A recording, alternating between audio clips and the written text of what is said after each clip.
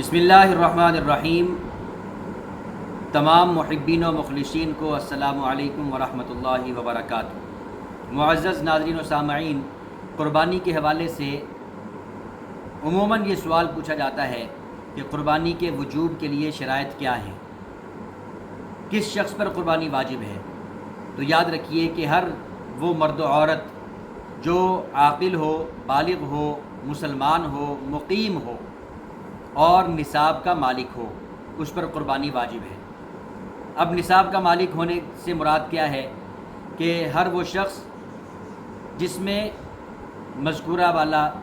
شرائط یعنی عاقل ہونا، بالغ ہونا، مقیم ہونا، مسلمان ہونا، یہ چار شرائط پائی جائیں اور اس کی ملکیت میں بنیادی ضروریات کے علاوہ اضافی سامان اتنا ہو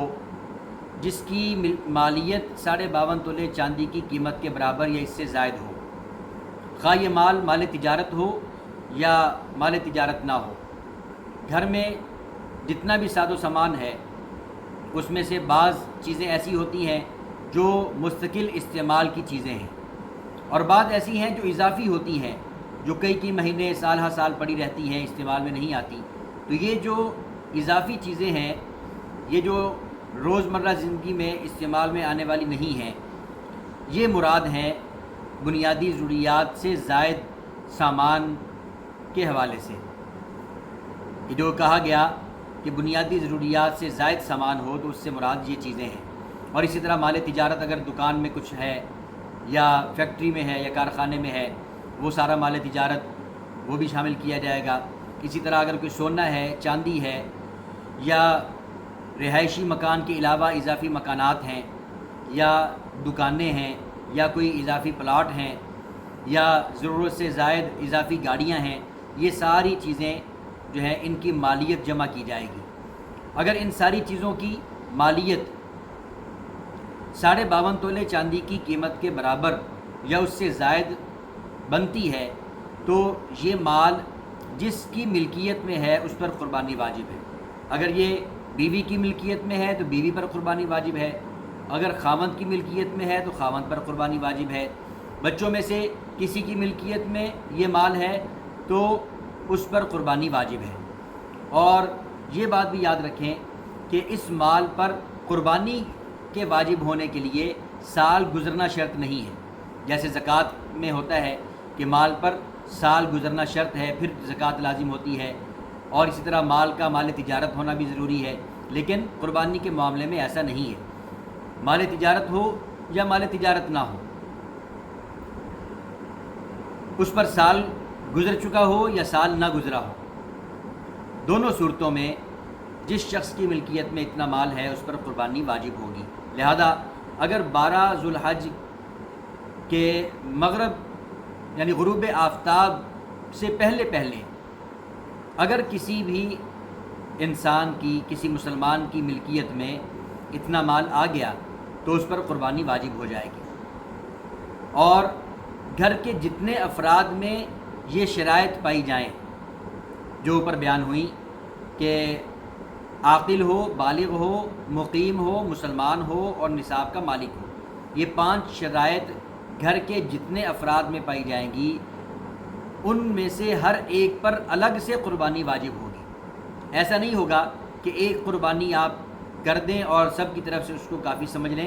ایسا کرنا غلط ہے۔ عام طور پہ ہمارے ہاں ایسا ہوتا ہے کہ گھر میں بیوی کی ملکیت میں اتنا سونا ہوتا ہے یا اتنی چاندی ہوتی ہے یا نقدی روپیہ پیسہ ہوتا ہے یا اور طرح کا مال ہوتا ہے جس کی مالیت 52.5 تولے چاندی کے برابر یا اس سے زائد ہوتی ہے، لیکن اس کے باوجود وہ قربانی نہیں کرتی، بس یہی سمجھتے ہیں کہ خامد نے قربانی کر لی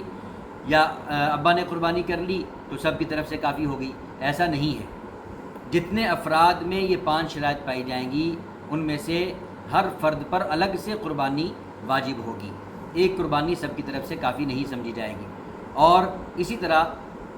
یہ بات بھی یاد رکھیں کہ قربانی کے معاملے میں عام طور پہ ہمارے ہاں یہ غفلت پائی جاتی ہے۔ اکثر گھروں میں آپ دیکھ لیں کہ گھر کے بہت سے یعنی ایک سے زائد افراد کی ملکیت میں اتنا مال ہوتا ہے جس کی قیمت 52.5 تولے چاندی کی قیمت سے زائد ہوتی ہے، لیکن اس کے باوجود وہ اپنا واجب ادا نہیں کرتے۔ اس کے علاوہ ایک اور بات ہے، وہ یہ ہے کہ عام طور پہ یہ دیکھا جاتا ہے کہ لوگ یہ کہتے ہیں کہ بس گھر میں جو بڑا ہے اس کے نام کی قربانی کرنی ہے۔ اب مثال کے طور پہ بیٹا جو ہے وہ کماتا ہے، اس کی ملکیت میں اچھا خاصا مال ہے جو نصاب تک پہنچتا ہے، اور اس کی وجہ سے اس بیٹے پر قربانی واجب ہے، اور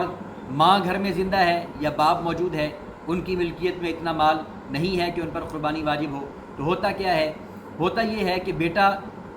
ماں کے نام کی قربانی کرتا ہے یا باپ کے نام کی قربانی کرتا ہے، اور یہ کہتا ہے کہ جی گھر میں بڑے یہ ہیں لہذا ان کے نام سے قربانی کی جائے گی۔ حالانکہ یہ بات غلط ہے۔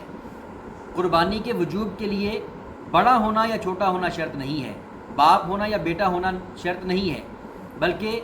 صاحب نصاب ہونا شرط ہے۔ اب اگر کسی صاحب نصاب بیٹے نے اپنی قربانی کرنے کی بجائے ماں کی طرف سے یا باپ کی طرف سے یا کسی بھی فوت شدہ کی طرف سے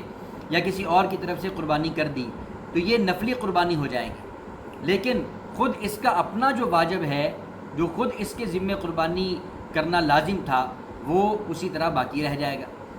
تو نفلی قربانی ہو جائے گی ماں کی طرف سے یا باپ کی طرف سے یا کسی بھی دوسرے فرد کی طرف سے، لیکن خود اپنی اس کی قربانی جو ہے وہ واجب اسی طرح رہ جائے گا، اور یہ شخص واجب ادا نہ کرنے کی وجہ سے گناہ گار ہوگا۔ تو یہ بات یاد رکھیں کہ بڑا ہونا یا چھوٹا ہونا یہ شرط نہیں ہے۔ گھر میں اگر ماں موجود ہے لیکن وہ صاحب نصاب نہیں ہے تو اس کی طرف سے قربانی کرنے کی بجائے آپ اگر خود صاحب نصاب ہیں تو اپنا فرض ادا کیجیے، اپنی طرف سے آپ قربانی کیجیے تاکہ آپ کا واجب ادا ہو۔ ہاں البتہ اگر اللہ نے آپ کو وسعت دی ہے، اتنی ہمت دی ہے، اتنی فراوانی عطا کی ہے کہ آپ ایک سے زیادہ قربانیاں کر سکتے ہیں، تو اپنا واجب ادا کیجیے، اور پھر اس کے ساتھ آپ ماں کی طرف سے قربانی کیجیے، باپ کی طرف سے قربانی کیجیے، اور اپنی بیوی کی طرف سے قربانی کیجیے، بچوں کی طرف سے کیجیے، اور حضور رحمت عالم صلی اللہ علیہ وآلہ وسلم کی طرف سے کیجیے، پوری امت مسلمہ کی طرف سے کیجیے۔ یہ آپ کی اپنی چوائس ہے کہ آپ کس کی طرف سے کرنا چاہتے ہیں، لیکن لازم یہ ہے کہ پہلے آپ اپنا واجب ادا کریں اور پھر اضافی وسعت ہونے کی صورت میں آپ جس کی طرف سے چاہیں قربانی کرتے رہیں۔ تو یہ انتہائی اہم معاملہ ہے جس سے اکثر لوگ لا علم ہیں یا غافل ہیں۔ ہمیں اس طرف توجہ کرنے کی ضرورت ہے اور اس پیغام کو اپنے دوسرے مسلمان بھائیوں تک پہنچانے کی ضرورت ہے۔ اللہ ہمیں سمجھنے کی اور عمل کی توفیق عطا فرمائے۔